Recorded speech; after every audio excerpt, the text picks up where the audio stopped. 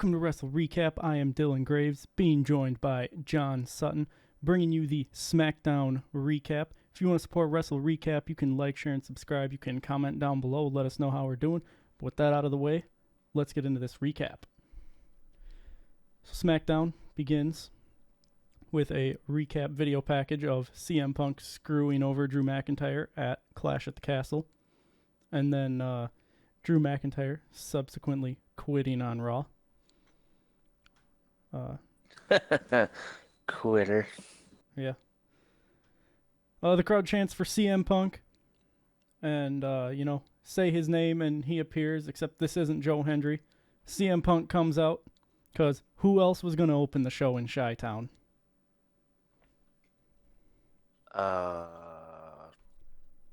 Triple H.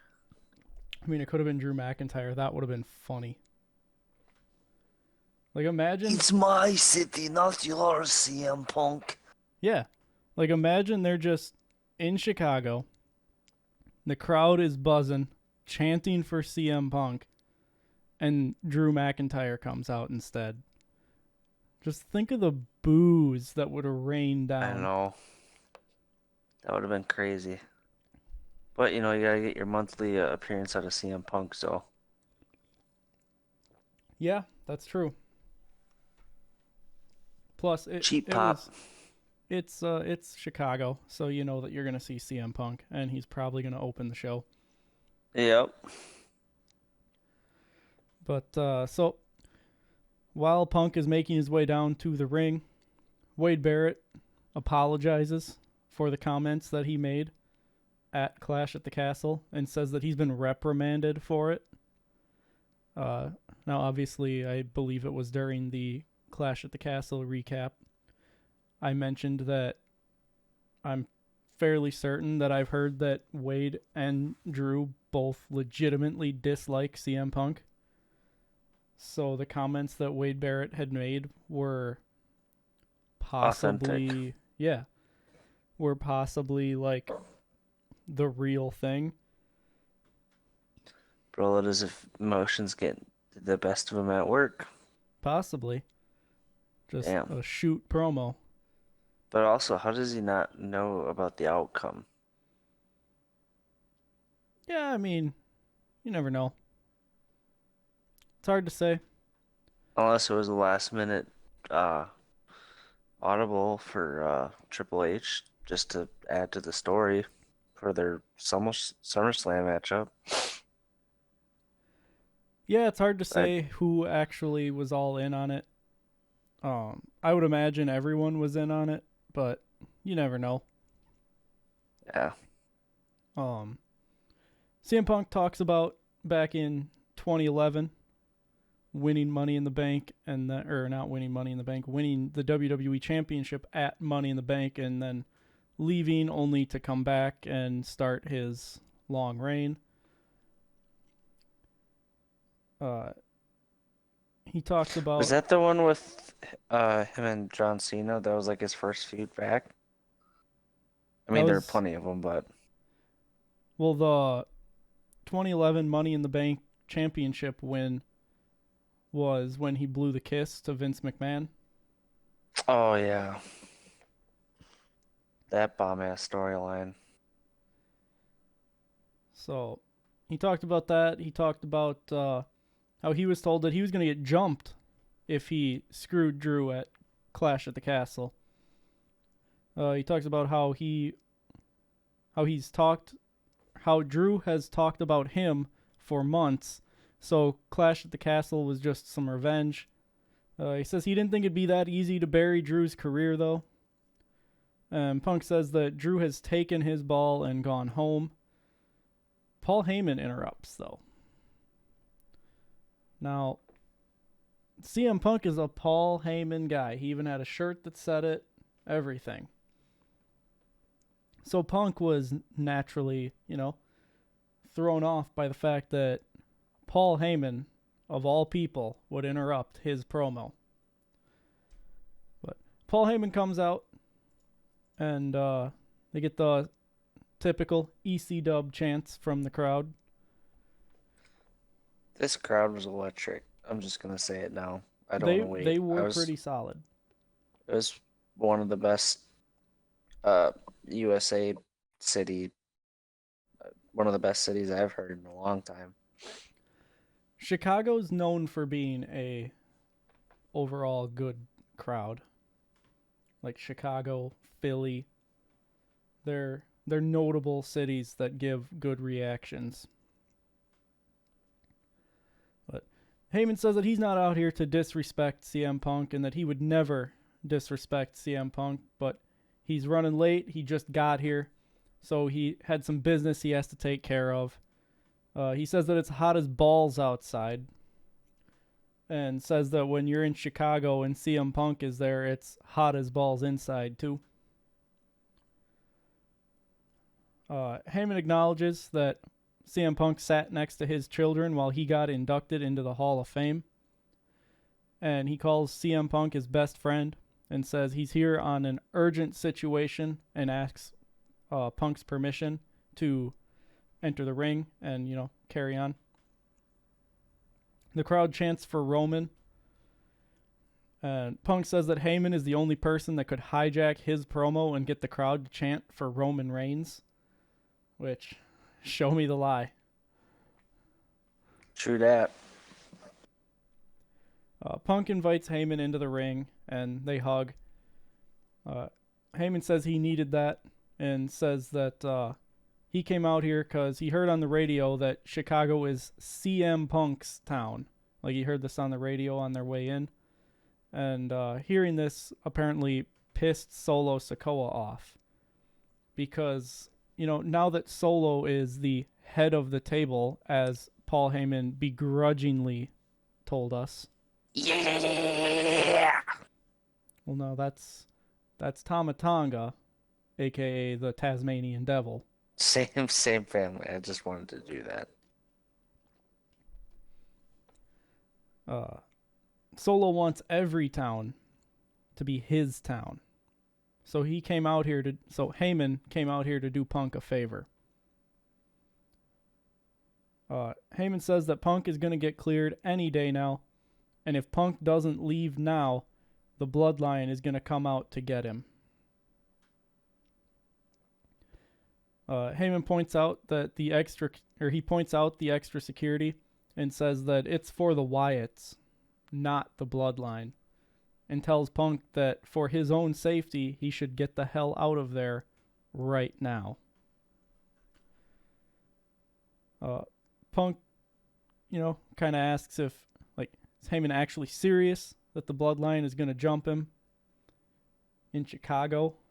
Like a, ha, you kidding me kind of thing? Heyman says that on top of him doing the favor of telling Punk to leave before bad things happens, he has a favor that he would ask of CM Punk. What is that favor? Well, I'm glad you asked, because we'll get to that in just a moment. Because first, Solo Sikoa has to interrupt them. So, the Bloodline comes out, and Solo gets booed out of the building. Solo tells Punk that if he wants to be on SmackDown, on Solo's show, in Solo's city, that Punk has two options. Option number one, he can pay respect to Solo and the Bloodline. Option number two, they make sure that Punk never gets cleared. CM Punk then asks Heyman what that favor is. And Heyman says that favor is for CM Punk to take him with him when he leaves. So, we've now had Paul Heyman openly in front of Solo and the Bloodline ask someone to save him. He didn't say the words, save me, just take me with you. He insinuated it. And they're just like, meh. I mean, we come back around to it. Solo's not happy. Bro just wants to be far away from him as possible. Yeah. I don't know what he's scared of more, Caleb Braxton scaring him for interviews or Solo Sikoa in the bloodline. I would have to bet that Solo Sikoa scares him more than Caleb Braxton. I don't know. You see some of the videos, he literally looks like he's gonna have a heart attack every time she tries an interview, which is their MO, I guess. But she's if I going away remember now. correctly, I saw something that Caleb Braxton has left WWE. Nope. Her last show is this Friday Well, either way, she's leaving WWE. to start a new chapter, so she'll be back. But, so CM Punk throws up the one, and he says that he acknowledges that he don't see the bloodline in front of him. He sees a bunch of fake-ass Usos and a phony cosplay tribal chief.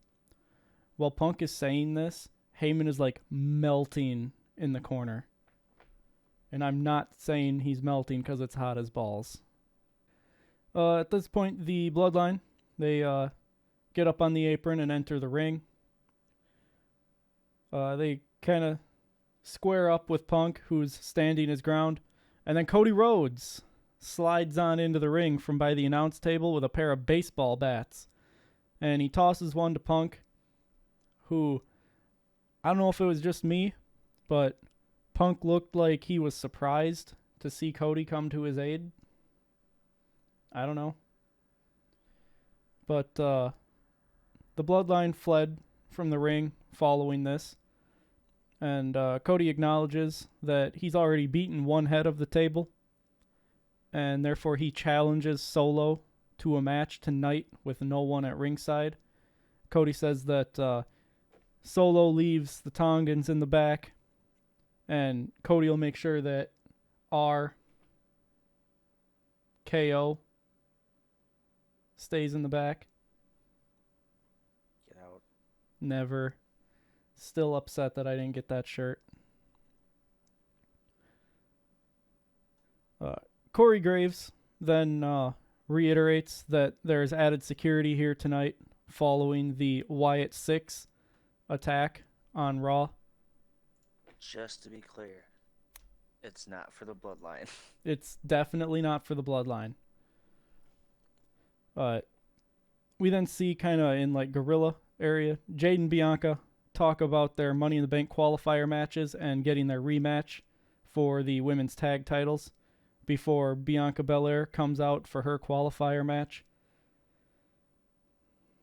We then, before we get to the match though, we got a little business to take care of.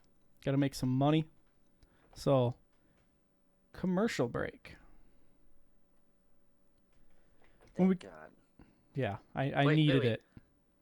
Whopper, Whopper, Whopper, Whopper. Whopper, Whopper, Whopper, Whopper. It's like, I can't wait for later in the episode. Just to use that. I'm gonna say it at a random point, and you're just gonna you're gonna know why. Okay. I actually did need these commercial breaks because I had exactly 2 hours to get through this show before I had to be at the tournament today. So, damn. Yeah. So between saving myself like 3-ish minutes from every commercial break, combined with having to pause at different times to get caught up typing my notes, I still managed to get done with like 10 minutes to spare before I had to leave. So the commercial breaks saved me. But when we come back from this first commercial break, we're told that Cody Rhodes versus Solo Sikoa has been made official for the main event. We then see that Cody is walking backstage, and RKO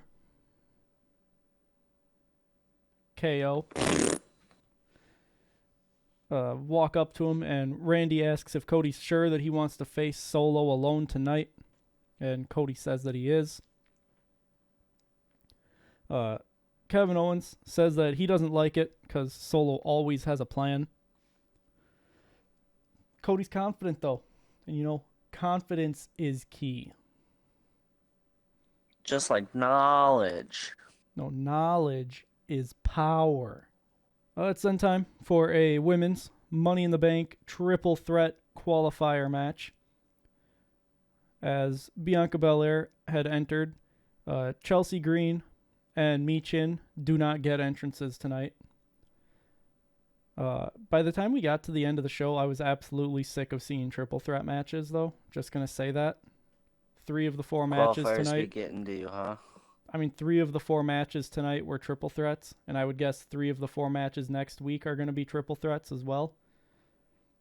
For me, when it's a one-on-one match, I can typically get all my notes done without having to pause now, because I'm typing them instead of writing. I didn't think that for me typing was going to be faster, because I'm not the fastest at typing. I figured writing would be faster for me, but typing has made things go way quicker. But in the triple threat matches, I gotta pause constantly because there's more moving pieces. So like, triple threat tag matches, nightmare. Absolute nightmare. But getting into this match, Chelsea Green goes after Bianca as soon as the bell rings. So Michin takes advantage to roll Chelsea Green up for a near fall. Chelsea gets up and punches Michin, telling her to never do it again. Lols. Never roll me up like that again. Never try to pin me. Ever. Otherwise, I'm going to go talk to your manager. Way to be caring about it. Yep. Bianca and Michin then take turns punching Chelsea before she drops and rolls out of the ring. Bianca and Michin then lock up, as we're shown that Bayley is watching from the back. We're shown this multiple times, and I don't understand what purpose it really served other than just to show us that there's extra security standing behind her. For the Wyatt 6, not the Bloodline. Correct. It's there for the Wyatts, not the Bloodline. Just to reiterate that. Bianca takes down Michin, but Chelsea comes back in and punches Bianca. Michin knocks Chelsea down, and Bianca rolls up Michin for 2. Bianca goes for her handstand off the ropes moonsault combination thing, but Chelsea Green grabs her wrists and drags her out of the ring, and then they all exchange punches on the outside. Chelsea takes Bianca and Michin down with an S-dive as we head into our next commercial break. Yes. When we come back from the break, Tower of Terror forms, and they all go down with a massive avalanche German suplex. Bianca and Michin are up first, though, and go at it again. Bianca rolls up Michin for a near fall, and Bianca also counters a Hurricane Rana and tries to turn it into a power bomb, but Michin turns it into a sunset flip pin for a near fall. Michin hits Eat Defeat on Bianca, but Bianca rolls out of the ring. Chelsea then rolls Michin up for 2. Michin goes for an Eat Defeat on Chelsea, but Chelsea Green escapes and goes for the Unpretty Her, but Michin counters that and hits a Styles Clash on Chelsea for 2, with Bianca making the save to keep the match alive. Bianca hits a release German suplex, followed by the KOD on Michin, but Chelsea Green sneaks in and throws Bianca out of the ring to take advantage and pin Michin for the win. 1, 2, 3. Chelsea Green is in the women's Money in the Bank match. We're then shown on Bayley again backstage, and she just kind of chuckles a little bit before Blair Davenport walks up and tells Bayley to let Naomi know that she's going to beat her in their qualifier. and that when she wins, she looks forward to cashing in on Bayley. Right.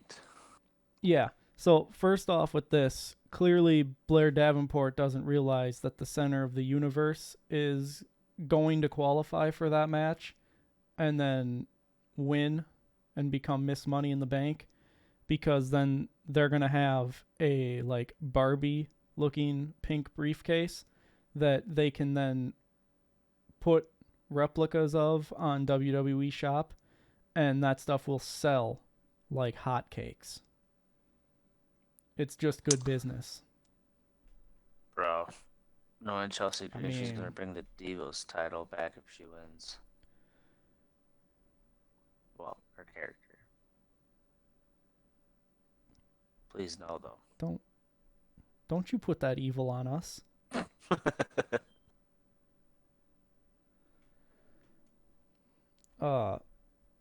But as far as the match goes, I would say probably match of the night, which is crazy to say that they finally gave us a women's match that was the match of the night. You mean good in general? I did not say that. I mean, they've been okay, but they haven't been, like, this good. I mean, there was still a little bit of clunkiness with Michin, who at one point it seemed like she was trying to figure out where she had to be in the correct spot. But overall, the match as a whole, I think it worked. Granted, the other matches were both decent too. I don't know. I might just be biased in calling it the match of the night because the one person in the match who... Okay, well, that's not true. I expected Bianca to move on, in all fairness. I knew that Michin wasn't going to get it. I think everyone did. Yeah. And I didn't expect them to put Chelsea Green in the Money in the Bank match. So I just fully expected Bianca was going to win. When she had Michin up for the KOD, it's like, okay, well, this is game right here. And then Chelsea Green steals the win. So that could be why I like it more than the other two matches, because it was kind of the least predictable. I was still cooking after the opening segment. Yeah. It was good. Yeah, it was okay. Following the match, we are then taken backstage with the Bloodline, which, again, you know, we think of that in the same context of At Home with Baker Mayfield. It would have been funny if they would have had security by them. And then just, this is for the Wyatt Six, not the Bloodline. Just have security in the Bloodline's locker room and like a crudely written sign. Like just someone took Sharpie to a normal piece of notebook paper and stuck it to the one of the security guys' shirt that said, "For the Wyatts."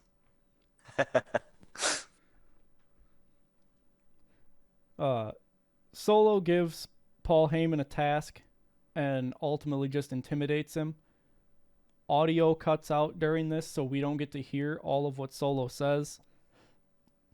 But I believe it's after the commercial break that...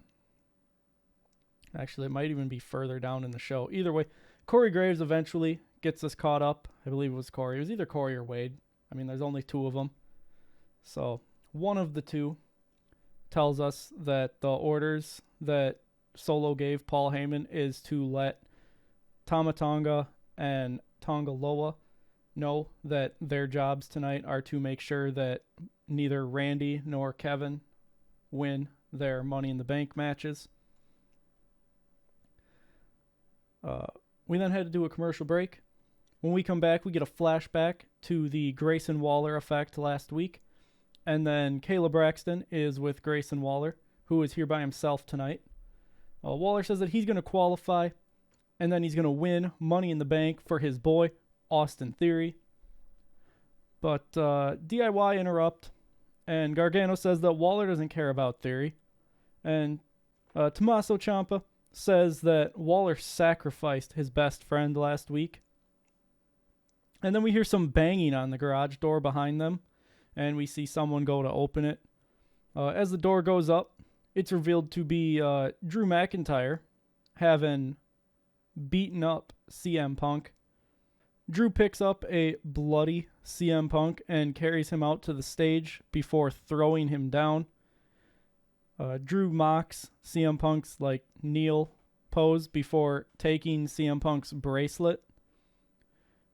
Nick Aldis then comes out to confront Drew, and Drew just pushes him away. But Aldis don't take no shit. Gator don't play no shit. Because he got right back in Drew's face.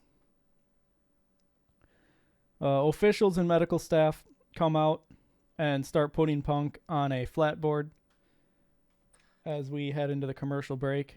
Whopper, whopper, whopper, whopper. Dude. That was savage as hell to see him bloody like that. And then I was just like, the only thing that can make this better is the Burger King commercial at the perfect time. What? So one thing that I noted about this,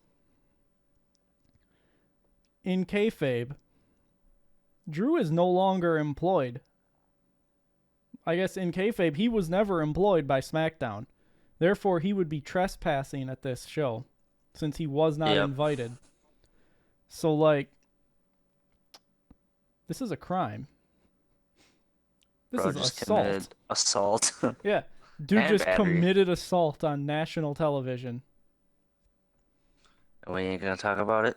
Nope. It's fine. Cody didn't bring it up. We can't talk about it. I mean, he didn't ask if that was what we wanted to talk about. He never asked what anybody wanted to talk about tonight in Chicago. Son of a... Well, he didn't really get much talking in, but... When we come back from the commercial break, we get a quick flashback to before the break, and we then see that Punk was stretchered out and loaded onto an ambulance. But never mind all that. The show must go on, because it's now time for a men's Money in the Bank triple threat qualifier match. This one featuring Carmelo Hayes, the Tasmanian Devil Tama Tonga, and Randy Orton. Right away, they told us that Tama Tonga was meant to keep Randy from winning, even if it meant he didn't win. So, not gonna lie, when they told us that, and Mello, I believe, rolled him up right at the start, I kind of thought that Tama was just going to take the pin. But I'm glad he didn't, because that would have sucked. It would have been like, what the flip, yo? Yeah. But I also noted that Mello always says that Mello don't miss. But in this case, he also don't get an entrance. Ha! Got him! Tama only got half of an entrance. But your boy Randy Orton got a full entrance. Yes! And you know what shirt he was wearing? The shirt that you will never own. Why you gotta be mean? You don't know Just that. spitting the facts. You don't know that. If I see it on WWE Shop again, I will be buying one. But he was wearing an RKO shirt. Because that's his finisher. Well, no, see, RKO are his initials. His name is Randall Keith Orton. And you see, Kevin Owens' initials are KO. So they got the R. So, okay, so they've got the whole RKO logo on there. But we only see the R in the main, standard print of Randy's logo. And then they've got KO's logo, that being Kevin Owens' logo over the top of the KO in RKO. Therefore, it's RKO because it's two people. Nope. You got Randy Nope, you're wrong. dash Kevin Owens. Definitely wrong. I don't know, man. I mean, the shirt speaks for itself. Tama and Mello go after Randy right away at the start. Tama then throws Mello off and keeps attacking him, but Mello rolls Tama up and only gets 2. Randy takes out Mello and goes after Tama. Randy goes for the back body drop onto the announce table, but both Tama and Mello stop Randy from doing it to the other one. They then both attack Randy before Randy just takes control and delivers the drops onto the announce table, one to each of them, as we head into a commercial break.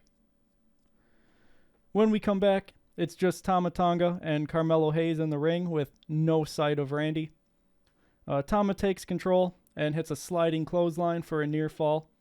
Mello hits a fantastic tilt-a-whirl facebuster for a near fall of his own. Mello hits an inside cradle on Tama Tonga for another near fall. Tama catches a springboard clothesline from Mello and hits him with a backbreaker for 2, but Randy made the save to keep the match alive. At this point, Carmelo Hayes tries to go after Randy, but just gets taken out. Randy hits his comeback moves on Tama Tonga before going back after Mello, who is up on the top rope. Randy hits a superplex on Carmelo Hayes for a near fall with Tama Tonga making the save. Tama then locks in a sleeper hold on Randy, but Randy throws him off and just thumbs him in the eye. After this, Mello hits the first 48 on Randy, and Tama hits the... So I've been calling it a jumping complete shot because it looks kind of similar to what R-Truth does it sometimes, but I've been hearing that it's the flatliner. To me, they kind of look similar, barely anything different. So, but for the sake of not repeatedly being wrong when I've been told, like when I've heard that it's called something else, I will say that it's a flatliner. And then both Tama and Carmelo Hayes try to pin Randy at separate times with the other one pulling each other off. Tama and Mello go after each other again, but Randy comes out on top after he hits the draping DDT to both of them. At this point, I noticed that if you were looking for Waldo, all you got to do is look in the crowd because there's 2 of them in the crowd tonight, and they're right next to each other. Too easy. I found Waldo. Found 2 of them. 2 of them, yeah. Randy sets up for the RKO, but Tonga Loa comes down to try and interfere. Randy just knocks Loa off the apron, though, and then Kevin Owens comes out to fight Tonga Loa. Tama tries to take advantage of the distraction, but Randy just sends him out of the ring. However, Carmelo Hayes takes advantage of that distraction to roll Randy up and pick up the win. Corey Graves then talks about the Wyatt 6 teases before we're shown just like a paraphrased or a summarized recap of their debut on Raw to take us into the commercial break. But don't forget that the security is there for the Wyatt 6. Yes. Security. They have added security there tonight for the Wyatts, not the Bloodline. Not the Bloodline. Very important. But overall, the match was good. I honestly, I think all 3 triple threat matches tonight were good. Obviously, I expected Carmelo Hayes to win this one once they told us that, like, Tama's sole purpose was making sure that Randy didn't win. Plus, so basically, they just gave us the 2 losers, and whoever the third one was going to win anyway, so. Well, I also went with expecting Hayes to win because of the fact that they got to do something with him to keep him relevant since he's not really in a set storyline. He's just been making an ass out of himself with everybody. I mean, he's kind of in the storyline with LA Knight and Logan Paul, but if LA Knight is the protagonist and Logan Paul is the antagonist, Carmelo Hayes is just a side quest. He's the antagonist. He's just like one of them annoying side quest characters that won't leave you alone. Hey guys, I want to join. I want to join in the fun. He's like Roman constantly wanting to go bowling. Nico, it's your cousin, Roman. Do you want to go bowling? Yeah. Like that is the kind of vibes that Carmelo Hayes gives every time he inserts himself into LA Knight's business. Bro, I remember talking about that stuff back in the day. Nico, it's your cousin, Roman. Yeah. I mean, GTA 4 was a solid game. It's a hot commodity. Yep. God damn, I'm old. But hey, GTA 6 is on the horizon. Dude, we got the Wyatt 6 before the GT. We got the Wyatt 6 before GTA 6 came out. True that. Damn. But I don't think that GTA 6 is going to live up to the expectations that everyone's going to have for it. Nah, GTA 5 surpassed all the expectations. Now they gotta have one disappointment. GTA 5 set the bar so high that GTA 6 is just doomed to fail. It won't fail, it just won't be as popular. Well, right. That was just like lack of a better term kind of explanation. Was it San Andreas, the one that came out before GTA 4? No. Could not tell you. GTA 4 was the first. Well, technically, Liberty City Stories was the first thing that I played. I always had San Andreas. I mean, you're also older than me. San Andreas will always be the GOAT to me. Fair. I mean, to me, none of them beat GTA 5, but I've also only played 4, The Ballad of Gay Tony, Lost in the Damned, I think is the name of the chapter, or the story. Yep. And then all of GTA 5. And GTA Online and GTA RP. So, I mean, naturally, I'm going to go with the one that I've played the most, which is GTA 5. GTA San Andreas got me into the whole shebang, so I was like, yep. Yeah, that's fair. When we come back from the commercial break, LA Knight comes out. And I noted that it's another week and another annoying, oversized face sign out in the crowd. Yeah. LA Knight calls Logan Paul out to the ring, but doesn't get a response. LA talks about the last few weeks and says that he was told by Logan Paul that Logan Paul would be here this week. He talks about how he's going to beat Logan Paul and this and that. Or something about winning the qualifier, I think it was. Because that's when Santos Escobar comes out to interrupt. LA Knight says that he didn't ask for Santos. He asked for Logan Paul. Santos tells him to shut up, and he calls LA Knight delusional. Santos says that LA would be wise to remember that he's dealing with him as well as Logan Paul in their qualifier match. LA Knight says that he's beat Santos before, so he's not looking at him, he's looking through him.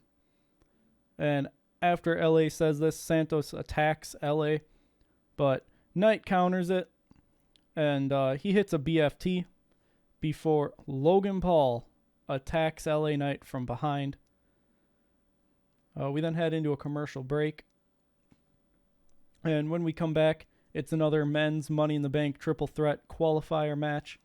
This one being Kevin Owens versus Andrade versus Grayson Waller. Andrade doesn't get an entrance. Grayson Waller gets a full entrance, though. And then Tama Tonga and Tonga Loa attack Kevin Owens during his entrance. Yeah. Randy comes out with a steel chair to make the save, but he's far too late. And Kevin is hurt, but he's still going to fight because he just keeps fighting. Waller goes after Owens right away.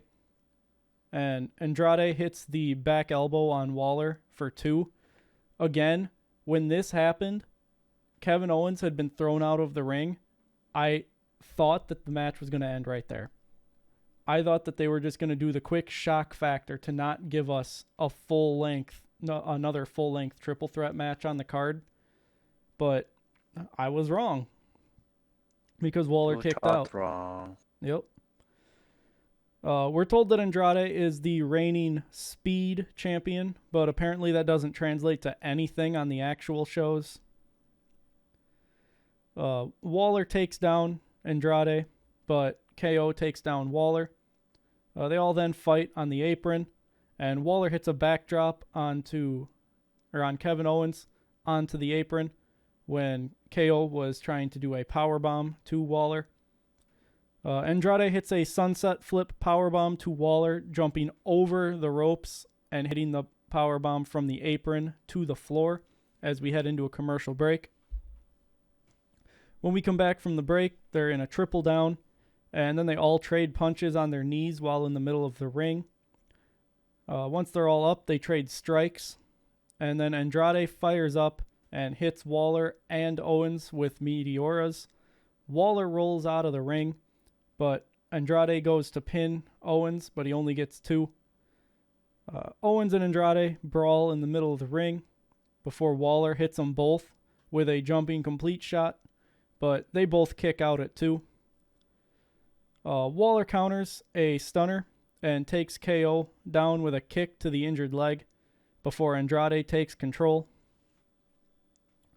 Tower of Terror then forms in the corner, ending with KO powerbombing Andrade while Andrade superplexes Grayson Waller. Kevin Owens goes up top right away after this and hits a swanton on Andrade for 2. Andrade then counters a pop-up powerbomb and goes for the message, but Owens hits him with a stunner. However, Waller saves the match. Waller takes out Owens and goes after Andrade, but Andrade catches him with the message to win the match. Again, didn't expect Kevin Owens to win because of the pre-match attack. Didn't really expect Waller to win because of the current storyline that they're in with DIY. So that only left Andrade to win. And I believe, all the people that won did not get an entrance tonight. Dude, hell yeah. Surprise factor. Normally people who don't get entrances don't even win. Yeah, typically they job out when they don't get matches. An entrance. But following the match, we get a flashback to Cody versus AJ at Clash at the Castle before heading into a commercial break. When we come back from the break, Michin is backstage, and Tiffany Stratton comes up and just clowns her for losing. Michin says that at least she isn't crawling to Nia Jax for protection. Tiffany Stratton tries to slap her, but Michin stops it and then slaps Tiffany herself. Following this, Nia Jax just barrels into Michin, launching her into the production crates. And then Nia Jax and Tiffany Stratton leave together. So, new potential tag title challengers in the future? I guess. Or Hear me out. First, Tiffany Stratton wins Money in the Bank. Then Nia Jax beats Bayley at SummerSlam. And Tiffany Stratton cashes in on Nia Jax same night, therefore immediately causing a rift between them. You know, Tiffany's just keeping her enemy closer. Maybe. It kind of sounds similar with the Bianca and Jade. I mean, obviously it's different because they're friends. It's not two heels. But it could just be a shorter term storyline, I guess. Well, right, and Jade and Bianca are already an established team, whereas this was just kind of a thrown together ordeal in the last couple of weeks. Like, I'm not saying that they're going to challenge for the tag titles necessarily. I mean, I did say that that could be something in the future, but Nah. I kind of like the second part of my predictions even better. Mainly yeah, because I could see that. Yeah, mainly because I don't know what we're doing with Bayley as champion. It's a boring title run. Like, her matches get relegated to basically meaningless outside of the fact that there's a title involved. And they just have not put much effort into her story. Or her character. Yeah, that too. Like, since she won the title, it's just been on cruise control. Yeah. But watch, magically she'll lose the title and all of a sudden we'll be seeing her more and more with storylines. I'm like, possibly. We had how many months to do this? With a title. Yeah. To elevate the title. Yep. Following this interaction, we're told of the matches set for next week. Gonna have 3 triple threats again. This time 2 women's qualifiers and 1 for the men's side of things. The first women's match announced is Candice LeRae versus Jade Cargill versus Tiffany Stratton. Obviously, I've already made it clear that I'm fairly confident, and by fairly, I mean I am 99% confident that Tiffany Stratton is going to win that match, as well as the Money in the Bank match. The second women's qualifier is Naomi versus Blair Davenport versus Indy Hartwell. I honestly expect Blair Davenport to win, but who knows? And then the men's qualifier next week is LA Knight versus Logan Paul versus Santos Escobar. Honestly, I'm expecting Santos Escobar to win. I don't think LA Knight or Logan Paul need to be involved in the Money in the Bank match because they're going to be having a U.S. title match. So, yeah. This is kind of what I'm thinking. We shall see. Yep. Oh, we're then backstage again with Kayla Braxton, who's got an update for us on CM Punk. And she's standing in front of the garage door again. Apparently that's the only place they had. She tells us that CM Punk is going to be spending the night at a local medical facility. And then it's time for the main event, as it's Cody Rhodes taking on Solo Sikoa with no one at ringside. Cody Rhodes comes out before we head into the commercial break. When we come back, Heyman tells Solo that he did his bidding, and Heyman says that Solo is breaking commandments. CM Punk was supposed to be off limits because CM Punk is a close personal friend to Paul Heyman, and that fighting Cody isn't Solo's job. Heyman says that they're only supposed to be keeping Cody in check for when Roman comes back, and then Solo drops a bomb on Paul Heyman and the rest of us, though I'm not sure the validity of the comment. He tells us that Roman's not coming back. That, for me, is hard to believe. Why you lying, bro? I know. I'm Why like, you seriously? lying? But Corey then also tells us. Oh, so then Solo says this and makes his way down to the ring. Corey tells us that Fox has granted an overrun if this match goes late to make sure that we don't miss any of the action. But no worries, that's not going to be a problem. This match does not last very long. Cody takes control early and hits an S-dive to Solo on the outside. Solo tries to send Cody into the steps, but Cody counters and sends Solo into both sets of steps.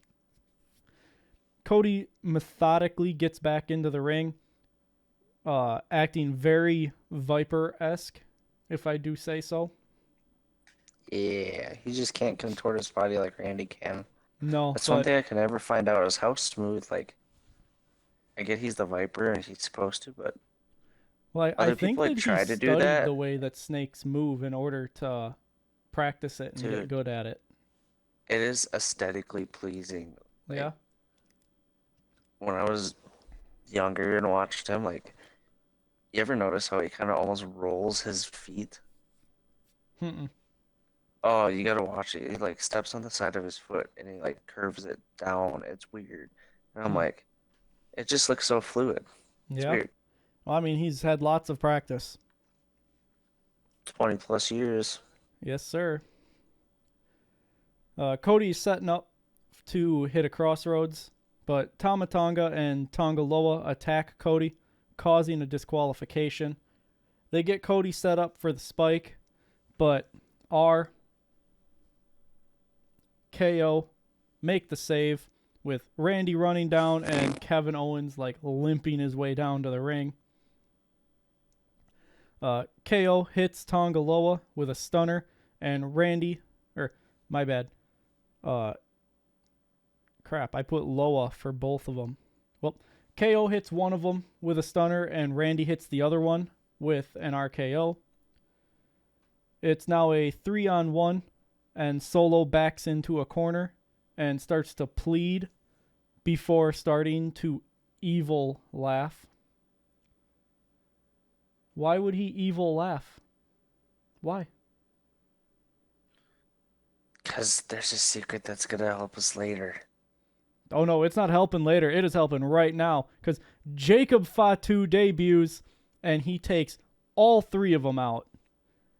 Fatu Samoan drops Kevin Owens onto the steps before he then spears Randy Orton through the barricade. And then he goes after Cody. Cody tries to fight back, but Fatu gets the better of him. And Fatu sets Cody up on the announce table before he goes up top. Jacob Fatu then hits a massive splash onto Cody, putting him through the announce table as Solo looks on. Solo then hugs Fatu, who does not hug Solo back. And they throw up the ones.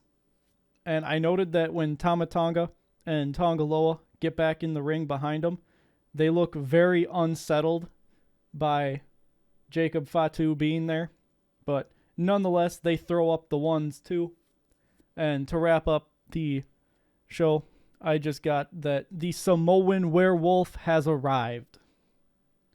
We all thought it was coming in France, but instead we got Tonga Loa. But Jacob Fatu is here.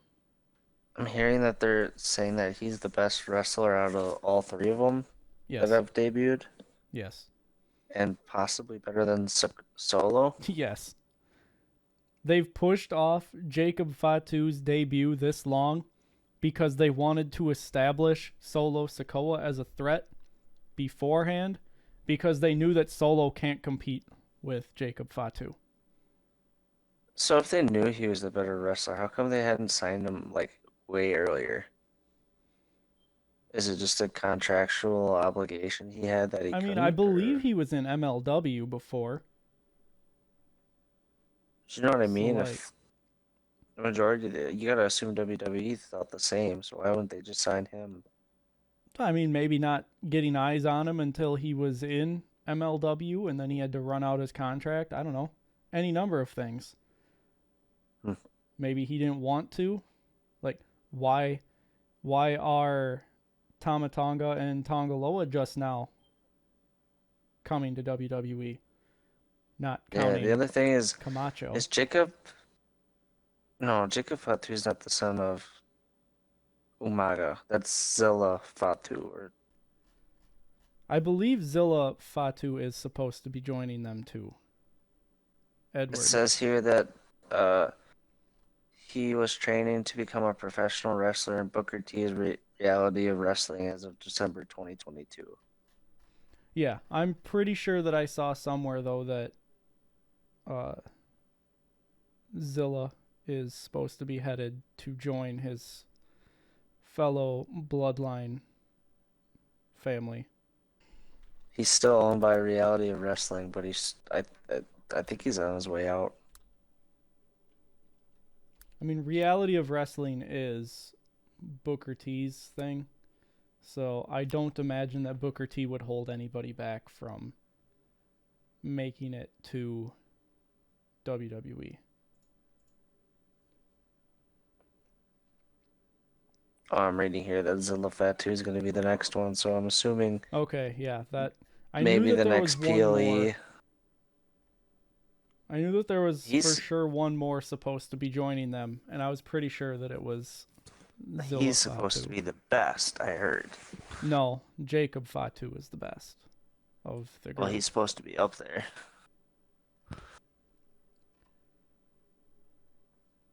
I gotta imagine Zilla's gonna not join solo because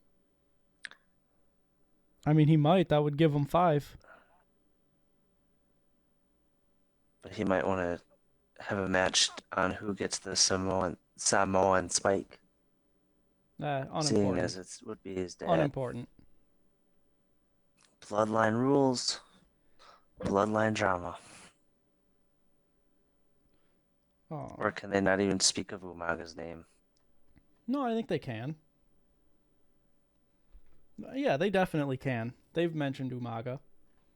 That concludes the SmackDown recap. Once again, I've been Dylan Graves. And I'm John Sutton.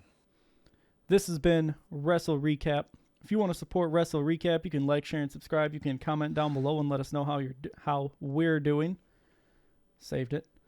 You can follow us on Facebook at WrestleRecap Podcast. You can follow us on X at WrestleRecap YT. You can click the video that's floating on your screen to check out another one of our recaps. But until next time, goodbye. The security is for the Wyatt Six. Yes, and never. not the bloodline. Yes, don't forget that. It's very crucial to the plot.